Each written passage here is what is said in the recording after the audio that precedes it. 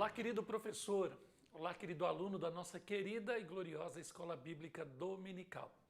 O nosso desejo é que a paz do Senhor Jesus te encontre muito bem aonde quer que você esteja nesse momento. Eu sou o pastor Kleber de Amorim, falo com vocês diretamente dos estúdios da ADC-TV, a TV da Assembleia de Deus em Criciúma, Santa Catarina, aqui no sul do mundo. Que bom poder estar junto com você nesse ano que começa 2023, para estudarmos as lições das classes de adultos da nossa lição de EBD CPAD, nesse primeiro trimestre do novo ano que começa.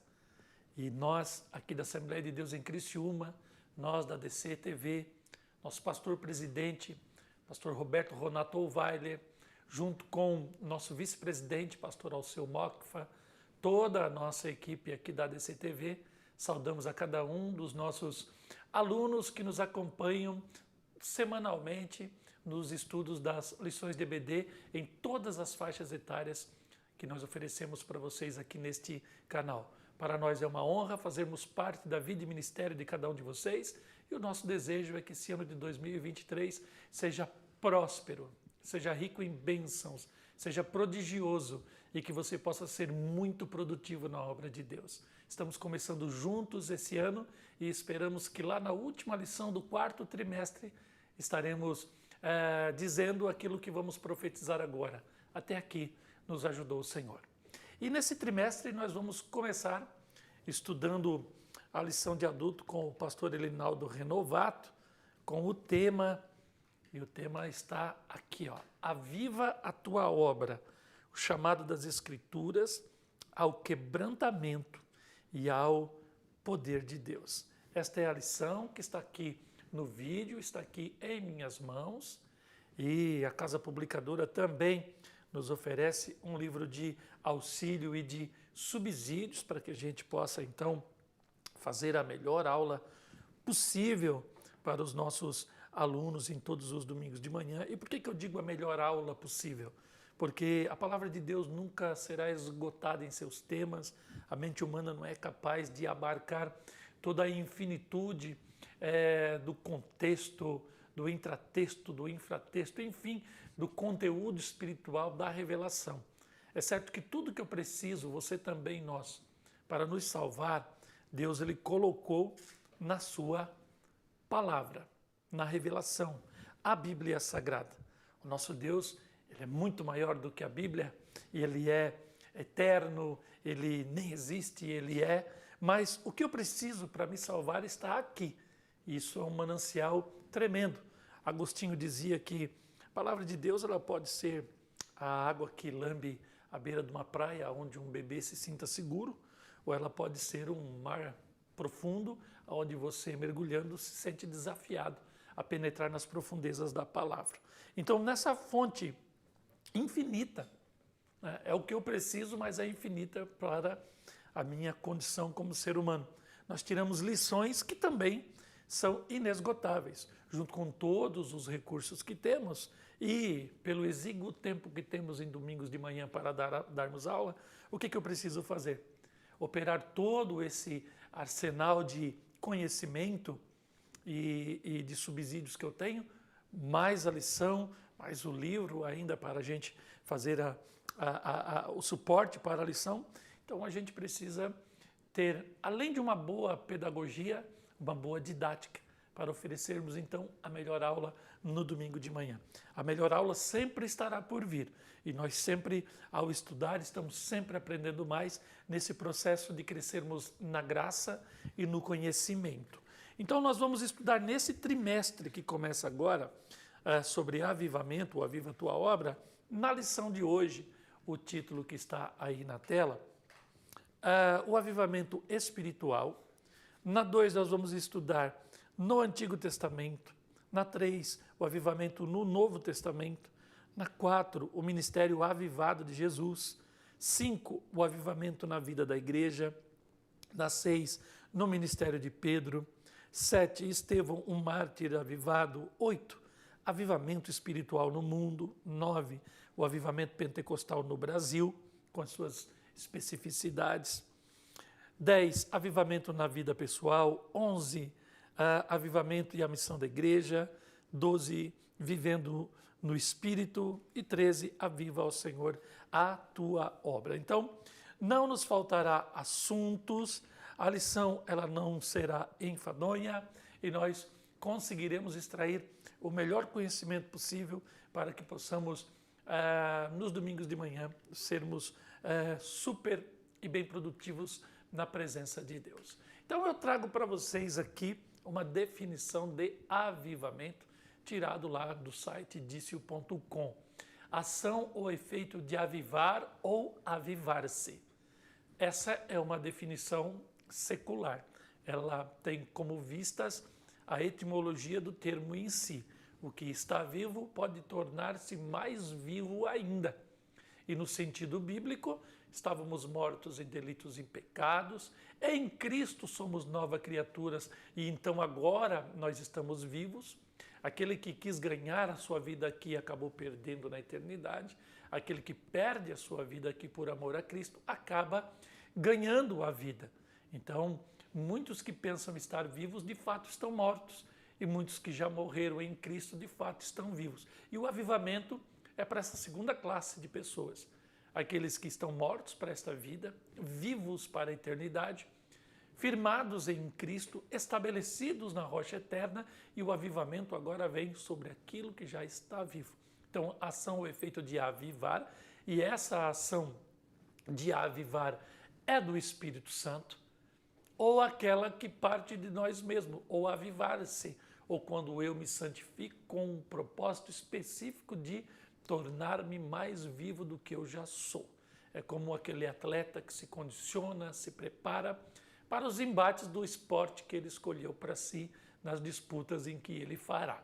Então, o Espírito Santo é quem aviva, e o crente salvo em Cristo, ele busca avivamento, e aqui ele está, então, de certa forma, se avivando. É o Espírito que ordena o avivamento, é a força motriz que faz essa sinergia entre a vontade também de quem quer se avivar com a vontade de Deus de estar avivando. Então é o Espírito de Deus que é a indução desse processo avivador. Ele é quem aviva e eu vou me avivar quando eu busco de Deus o avivamento. E aí então nós chegamos na leitura bíblica e aí o nosso autor ele vai fazer menção de 2 Crônicas 7, dos versos 12 ao 15, e depois ele vai para Ageu 2, do verso 5 até o verso de número 9.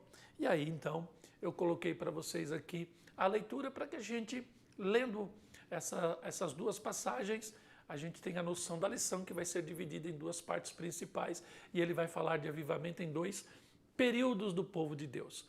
O anterior ao exílio da Babilônia e o posterior ao exílio da Babilônia, dois avivamentos que ocorreram. E aqui está dizendo o seguinte, que o Senhor apareceu de noite a Salomão e disse-lhe: ouvi a tua oração e escolhi para mim este lugar para a casa de sacrifício. Se eu cerrar os céus e não houver chuva, ou se ordenar aos gafanhotos que consumam a terra, ou se enviar a peste entre o meu povo, e se o meu povo, que se chama pelo meu nome, então se humilhar, se esse povo orar, se ele buscar a minha face e se converter dos seus maus caminhos, então eu ouvirei dos céus e perdoarei os seus pecados e sararei a sua terra. Agora estarão abertos os meus olhos e atentos os meus ouvidos à oração que é feita nesse lugar. Então o Senhor está dando aqui o caminho para o avivamento, a plenitude da comunhão entre o seu povo e a divindade. Ele está dizendo ali que o caminho é a humilhação, é a oração, a busca constante da face de Deus. E quando a gente vai falar de buscar a face de Deus, ou Deus está nos dando esse privilégio de acessarmos a face de Deus, nós estaremos, neste momento, adquirindo a condição de, em Deus, conseguirmos a nossa identidade. Você sabe que o ser humano ele é um ser feito para a agregação, ele é gregário. E desde o conjunto da fala, dos modos, da cultura adquirida, tudo aquilo que vai sendo herdado e adquirido, é de outras pessoas que nos passam pesos, valores, a fé, a cultura, a tradição. Então, quando eu estou em um contexto gregário, eu estou me identificando em outra pessoa. Eu me olho em outra pessoa e aí tem aquela questão da empatia, da simpatia ou da antipatia.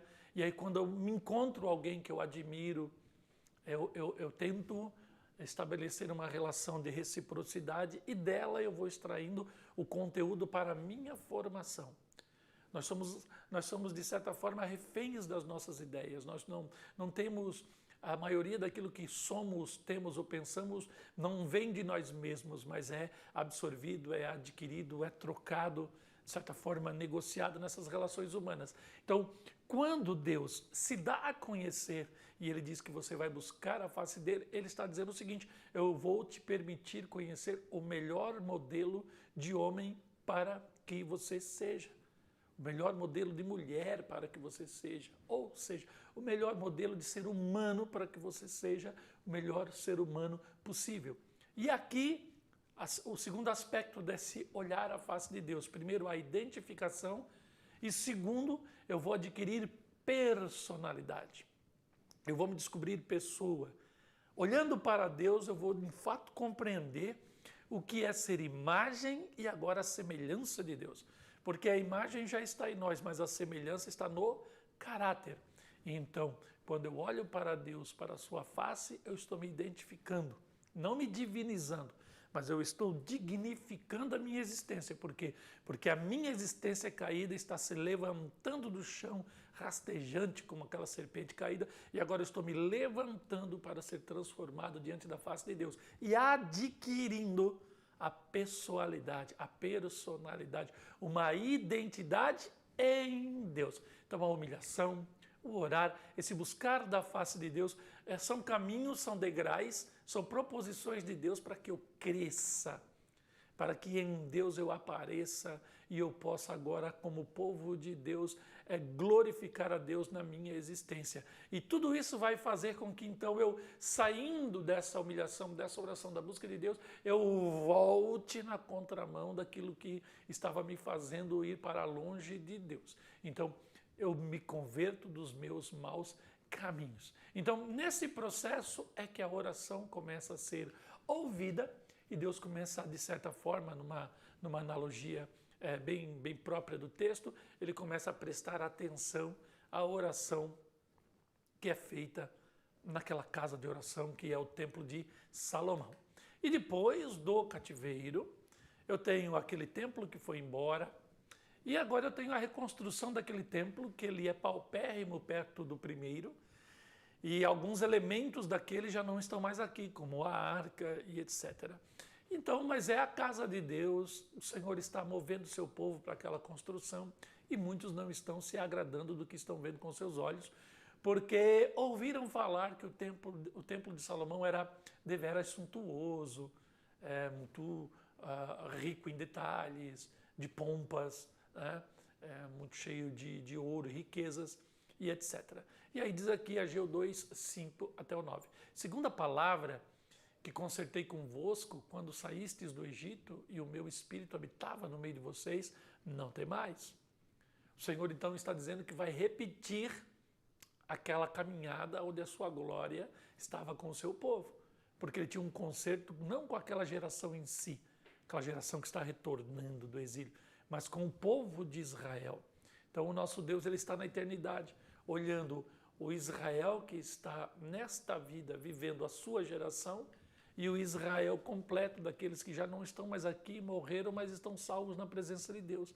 Então há uma ligação entre o céu e a terra, e Deus sempre estará vendo Israel como está vendo agora a igreja, porque para Deus os salvos não morrem, eles saem dessa vida para a eternidade. Então Israel, a igreja é a igreja, e esta geração que está pisando a terra, mas que está ligada no céu, agora ela vai ser alvo da bênção de Deus, e esta geração vai ser tratada como a que saiu do Egito. E Deus está dizendo, portanto, não temam, o desafio de reconstruírem a minha casa e serem cheios da minha presença. Porque assim diz o Senhor dos Exércitos, ainda uma vez, daqui a pouco, farei tremer os céus, a terra, o mar e a terra seca. Então olha o que Deus está dizendo. Por conta do conserto, eu estou com vocês, não temam, milagres irão acontecer e eu abalarei o que precisar. O céu, terra, mar, deserto, tudo por amor a vocês e para que minha palavra se cumpra em vosso meio. Farei tremer as nações agora, ver a natureza agora, os povos, e virá o desejado de todas as nações e encherei esta casa de glória, diz o Senhor dos Exércitos. E eu coloquei lá em cima,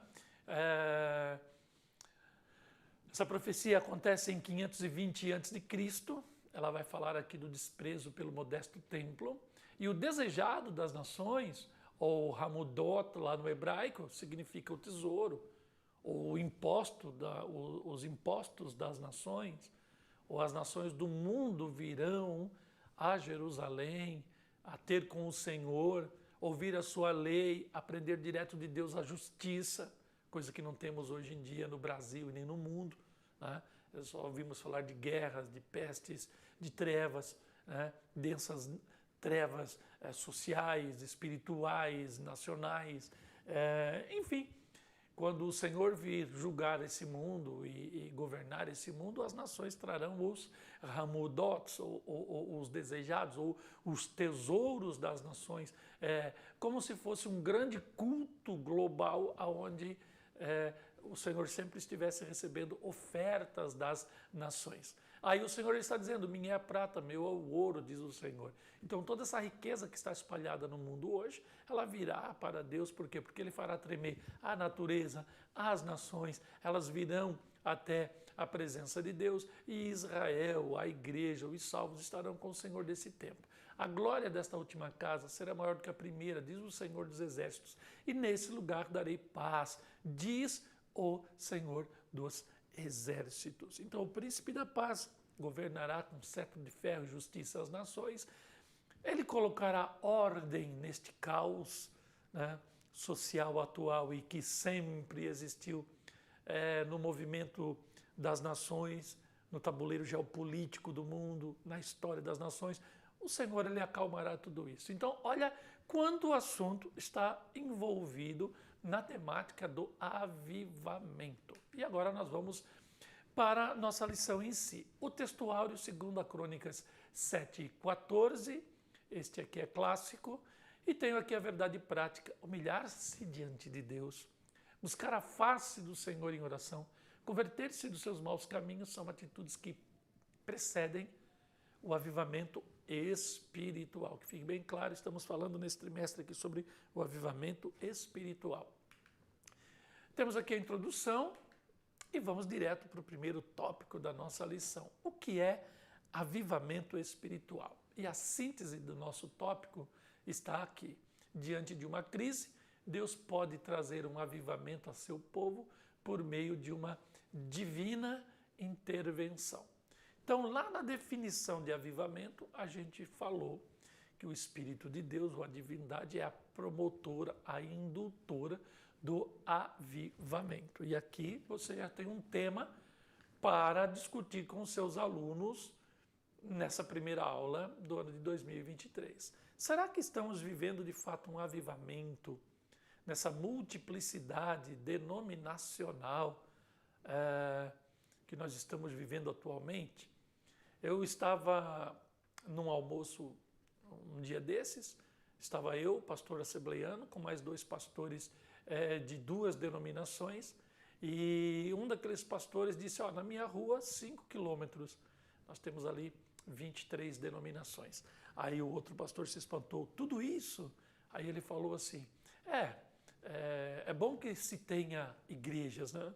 Mas a gente tem que também entender a vontade de Deus nisso, se foi Deus que abriu, que motivou as ações e tal. Alguém olha para este cenário e vai dizer assim, realmente estamos vivendo um avivamento. Mas quando você vai ver a praxis dessas múltiplas denominações, você vai ver que o culto praticamente é o mesmo. Porque nós temos isso numa estrutura de comunicação hoje que se espraia no chão das cidades, dos bairros, dos guetos, das favelas, das metrópoles, dos centros, e ela vai dali emergindo para uma comunicação em massa, em redes sociais, e aquilo vai canalizado, e você percebe que hoje o pensamento dessa massa de igrejas e de evangélicos e de cristãos, o ideal, a ideia, a doutrina, o mote, a palavra de ordem, enfim, aquilo que induz, não está lá no culto, mas está na mente aqui em cima, na mentalidade, melhor dizendo, que vai, então, disseminando uma ideia. De sorte que você vai vendo que há uma multiplicidade, mas as coisas vão se convergindo para um mesmo modelo de culto, para um mesmo pensar, para uma mesma moda. Tudo isso vai sendo induzido para um mesmo jeito. E aí você vai vendo muita tecnologia, você vai vendo ali muita ciência humana aplicada, muita gente buscando formação secular, trazendo essa ciência para dentro da igreja. E aí você vai vendo o ambiente do culto cristão perdendo aquela sacralidade, aquela aparência de sagrado. Você não sabe mais se você está dentro de uma padaria, de um supermercado, de uma danceteria. Você vai vendo os usos e costumes sendo totalmente dissipados das igrejas e as pessoas andando no molde do mundo. A compreensão das coisas não tem mais profundeza. Não há mais um cristianismo refletido. Não há mais a doutrina dos apóstolos aplicada em estudos bíblicos sistemáticos, com aquelas leituras responsivas da igreja, onde o pastor puxa ali um salmo, lê uma parte, a igreja outra, aquela participação, aqueles sermões textuais, doutrinários, onde parece assim que é a água que vai lavando a tua alma, não é o pregador que está pregando, é o próprio Deus da palavra na boca do pregador. E aí você vai vendo a ausência dessa manifestação divina, desse elo entre a igreja e Deus pela exposição da palavra. Os hinos eles vão sendo descartáveis, chicletinhos, é o hino da moda, gerando um comércio, likes e tudo isso. E aí você se pergunta, isto é avivamento? Isso é poder de Deus? Isso transforma vidas, converte pessoas, ou está convencendo pessoas que ser cristão é algo bom, é algo legal, algo gostoso, que aquele momento do culto é um momento maravilhoso para você pensar, refletir na vida. E depois dali, vida que segue, e aí você sai do culto, vai fazer o seu lanche, vai para o seu restaurante e continua a mesma vida de sempre. Então é sobre isso que nós podemos dirigir nossa aula nessa primeira lição e durante todo o nosso trimestre e comparar se estamos vivendo uma época onde temos muitos livros, autores, onde nós temos muita ciência, viagens a Israel. Hoje está tudo tão fácil. E aí a gente pergunta, e o poder de Deus? E a glória de Deus? E a unção divina? Será que nós estamos construindo uma torre de Babel gospel, onde todos pensam igual, onde o pensamento é único, onde a coisa está verticalizada, numa agonia, numa angústia por buscar a Deus, por mover estruturas religiosas? Como estamos vivendo hoje? É avivamento? É a questão de hoje. Então, diante de uma crise, pode-se trazer avivamento ao seu povo por meio de uma intervenção divina. É Deus colocando a sua digital na igreja dessa era. Avivamento espiritual. Então, é uma intervenção de Deus. Inicia quando o Espírito Santo encontra espaço no coração de uma pessoa, de um grupo, de uma cidade, de uma nação. Isso está lá em Apocalipse 3 e 20. E aí nós já falamos muito sobre essa questão, né? Da massa, do todo, do verticalizado, do pensamento único, da nova Torre de Babel. Deus mais do que nunca precisa intervir nisso tudo. Então, é o Espírito Santo se encontrar espaço nessa disseminação extraordinária de glória a Deus, aleluia, e de pregação que temos hoje. Se ele encontrar espaço nisso, o avivamento pode voltar à igreja. Quando uma igreja local voltar-se para Deus, buscando de maneira humilde, então Jesus vai transformar a realidade dessa igreja local. Eu sou muito adepto do pequeno rebanho. Eu sou muito congregacionalista. Assembleia de Deus, que é o nosso caso, ela é uma igreja que tem dado certo, porque ela não está firmada em homens, ela não está centralizada na sua administração e ela está espraiada em pequenas congregações em vários lugares desse mundo. E esse é o projeto de Deus, não tema ao pequeno rebanho. Então, se essa congregação ela se converter, ela é avivada. E pode acontecer que dentro da mesma cidade, uma cidade com 3, 5, 10, 50, 100 mil habitantes, 1 milhão de habitantes, pode haver igrejas dentro de uma cidade que estão vivendo uma fase de heresia, de semi-apostasia, de esfriamento, e na mesma cidade igrejas possam estar vivendo avivamento. Por quê? Porque aquele pastoreio, porque aquele rebanho tem buscado humildemente a presença de Deus. E a pergunta é, como está a sua congregação? Qual a pré-condição do avivamento? Então a Bíblia nos mostra que diante de uma crise espiritual ou moral, então quando estamos pregando o Evangelho, nós estamos falando sobre o poder de Deus, então nós estamos na esfera do espiritual. Então nós andamos no Espírito. A questão da moral são pesos e valores, são as estruturas que nos fazem ser pessoas de uma ética elevada. Então quando Jesus promete a virtude do Espírito, ele está dizendo que aquilo que induz o céu na sua organização, na sua hierarquia, na soberania de Deus sobre a sua criação, naquele ordenamento perfeito das hostes celestiais, é aquilo que está descendo em Atos 2 para ordenar a vida do crente e da igreja. Então, quando ele é alvo desse toque divino, do novo nascimento, do revestir de poder, batismo com o Espírito Santo, ele tem a ética do reino de Deus. Ele está vivendo a virtude do reino de Deus. Então, quando ele tem essa virtude, aquilo se mostra na moral, na exposição daquilo para o mundo.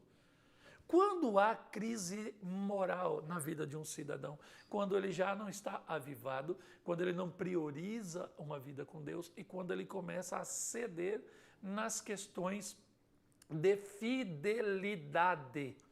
Fidelidade com a família, fidelidade no trabalho, fidelidade na sua profissão, fidelidade com o ministério, fidelidade com a congregação. Quando ele começa a adulterar as alianças, ele começa a cair numa sequência de queda moral. Então, para que haja uma crise moral, essa sequência está correta. Há que se ter um esfriamento espiritual. E é aqui que na lição a gente para deixar muito claro que não existe cristianismo sem avivamento. Alguém disse uma vez para mim, numa opinião pessoal, é claro, que ele sempre via no avivamento a presença de remanescentes. E a lógica não está errada. Há muita verdade nessa afirmação. Geralmente você nunca terá uma igreja totalmente apóstata, você sempre terá aquela máxima de Elias, os 7.000 que não se prostram diante dos ídolos de Jezabel e etc. Então, os remanescentes sempre estão avivados. Então, a crise está delineada em termos climáticos, na moral, como eu falei, política, econômica. E as crises afetam indivíduos, uma igreja local, até uma nação e um país. Então eu coloquei /país, porque na lição só está nação. E há que se pensar que essa denominação país é algo muito novo, recente, do século XX. Né? Você tinha antes reinos, monarquias, patriarcados, califados, essas coisas todas da coletividade humana, onde não se existia democracia, a presença do Estado, constituições, etc. A nação, ela fala das origens étnicas, dessa ascendência racial, da cultura própria, da fé de um povo. Isso tudo constitui uma nação. Elos eternos, espirituais profundos, morais profundos, religiosos profundos, de uma economia específica. Isso vai gerando, como Israel. Israel não é um país, Israel é uma nação.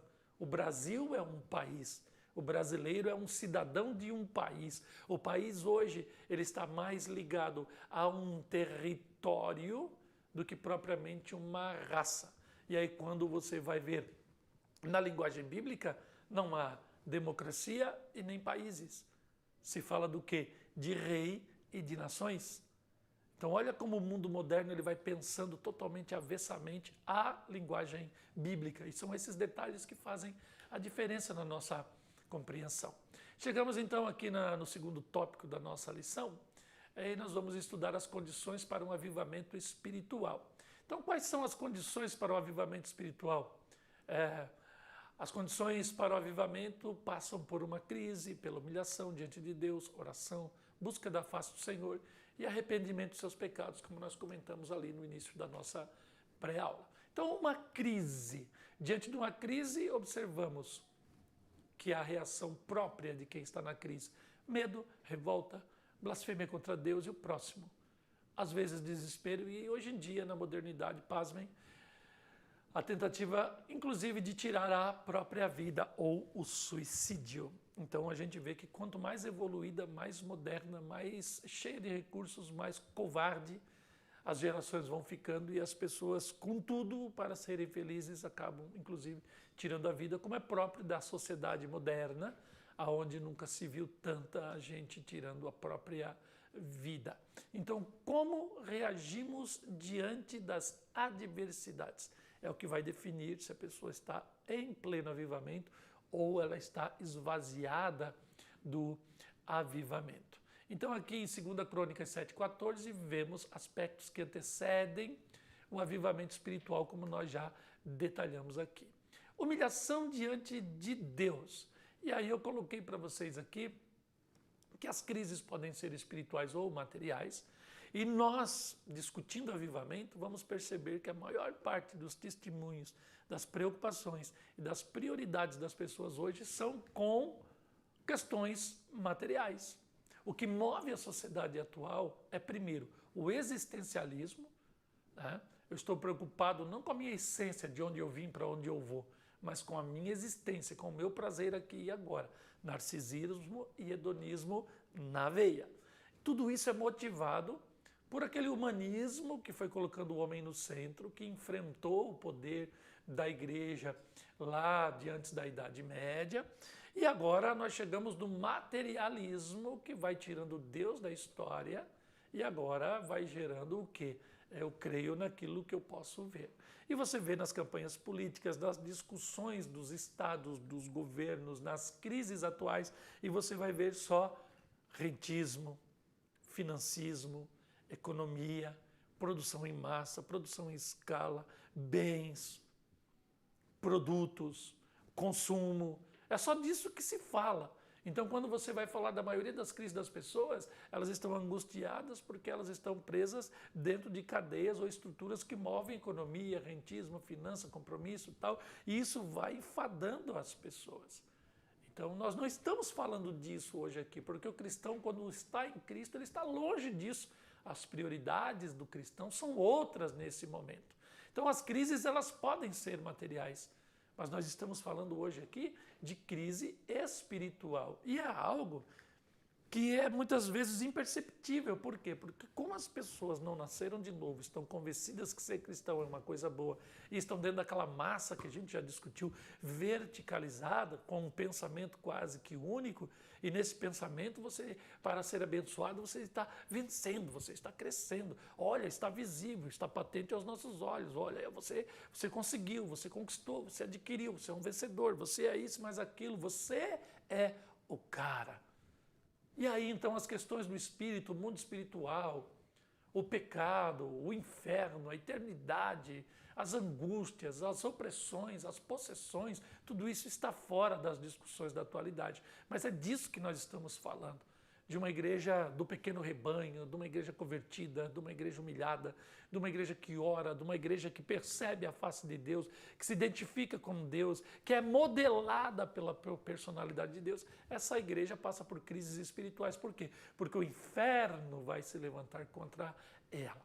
E mesmo assim, ela está sempre em constante humilhação, porque ela não está priorizando o materialismo, o existencialismo atual, mas a glória de Deus.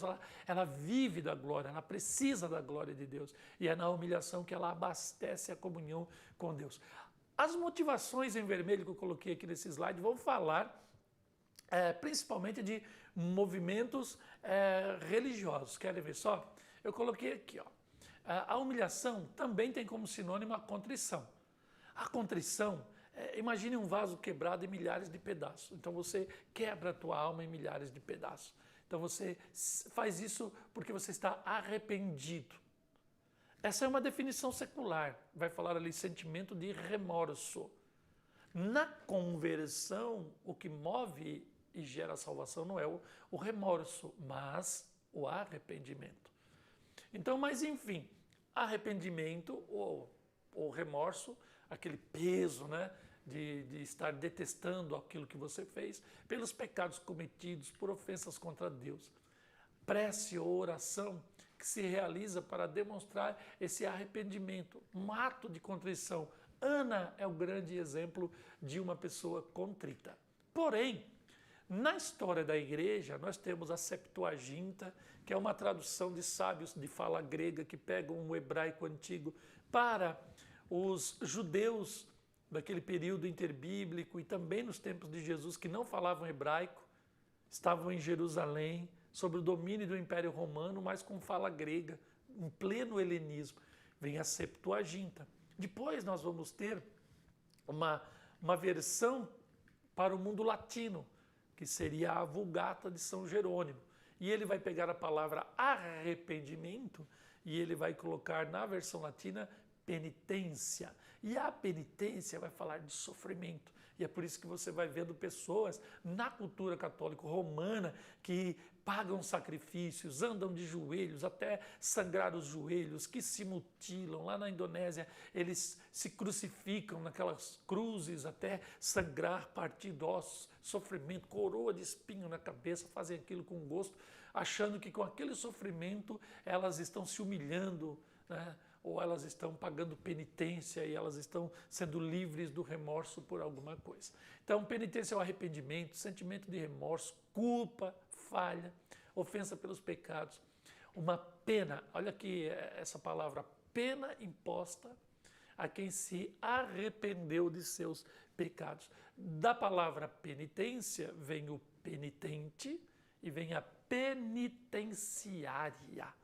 Então você não precisa, ao aceitar Cristo, estar preso em uma cadeia para depois ser abolido através de uma boa conduta. Não, Cristo já se fez maldição e você não precisa ser um penitente, mas um contrito e um humilhado.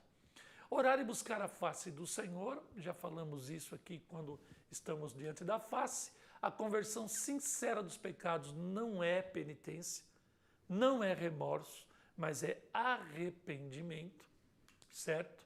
E aí um caminho preparado. A crise pode ser uma pré-condição para o avivamento espiritual se nos humilharmos diante de Deus. Então aqui ele está falando de avivamento espiritual e não de um avivamento nacional, com cunho material, Deus movendo a terra para que surja sementes, o gado produza, a riqueza aconteça, seja gerada e se substancialize na nossa realidade. Não é disso. É um avivamento espiritual. E é disso que essa geração de cristãos evangélicos, principalmente no Brasil, claro que no mundo, a Europa está com seu cristianismo em decadência, o Oriente também, tudo por conta do materialismo, tudo que eu já falei. Mas no Brasil nós precisamos de um avivamento genuíno. Chegando na terceira parte aqui da nossa pré-aula, a necessidade de um avivamento espiritual, agora pelo viés de Ageu no pós-exílio. Até agora a gente falou pelo viés anti-exílio, anterior ao exílio, agora posterior ao exílio. E a síntese, como o avivamento era uma necessidade ao povo de Israel nos dias de Ciro, ele é necessário para a igreja nos dias de hoje, com toda essa explicação que, pelo meu viés, pelo prisma que eu observo o cristianismo, coloquei para vocês. Mas o meu prisma não é dogma, não é doutrina, é a minha impressão repartida com vocês aqui. A situação espiritual, então, de Judá. Eles não estão gostando nada daquele novo templo, eles estão se sentindo envergonhados, inclusive, né? E profetas eles tinham alertado sobre a destruição da nação, como em Amós, Isaías e tal. O não ouvir os profetas trouxe a destruição do templo, morte de pessoas. E olha só, o povo foi levado para a Babilônia e o templo foi destruído. Um terço do povo morreu de fome, outro terço morreu à espada.